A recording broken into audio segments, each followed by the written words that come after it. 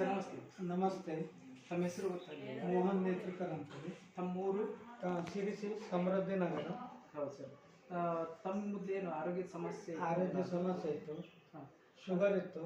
Sugar ಇತ್ತು.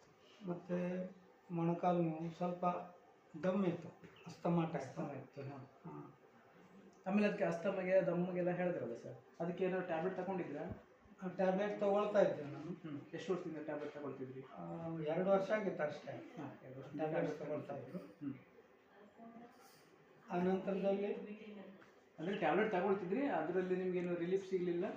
ಆಮೇಲೆ ಇದನ್ನು ಸ್ಟಾರ್ಟ್ ಮಾಡ್ತಿದ್ರಿ. ಇದನ್ನು ಸ್ಟಾರ್ಟ್ ಮಾಡಿದ್ಮೇಲೆ ಏನು ತಗೊಳ್ತಿದ್ರಿ, ಹೆಂಗೆ ಸ್ಟಾರ್ಟ್ ಮಾಡಿದ್ರಿ?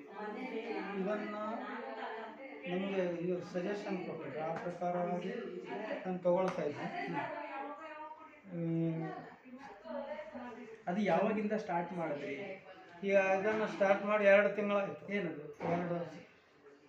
ಸಂಜೀವಿನಿ ನೂನೆ ಅಂತೇಳಿ ಮತ್ತು ಸಂಜೀವಿನಿ ಪೂರ್ಣ ಆಹಾರ ಇವೆರಡನ್ನು ತೊಗೊಳ್ತಾ ಇದ್ವಿ. ಎಷ್ಟು ಮಂತ್ ಆಯಿತು ತಗೊಳ್ಳೋ ಸ್ಟಾರ್ಟ್ ಮಾಡಿ? 3 ತಿಂಗಳಾಯಿತು ತೊಗೊಳ್ತಾ ಇತ್ತು.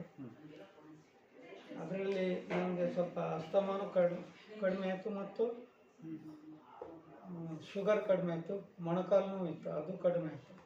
ಶುಗರಿಗೆ ಹೇಗೆ ನಾರ್ಮಲ್ ಸ್ಟೇಜಿಗೆ ಬಂದಿತ್ತು? ನಾರ್ಮಲ್ ಸ್ಟೇಜಿಗೆ ಬಂದಿತ್ತು, ಫುಲ್ಲು ನಾರ್ಮಲ್ ಬಂದಿತ್ತು. ನಾರ್ಮಲ್ ಬಂದಿತ್ತು. ಸ್ವಲ್ಪ ಏನಾದರೂ ಮತ್ತೆ ಹಾಗಾದರೆ ಏನೋ ಚೇಂಜಸ್ ಕಂಡಿದೆ?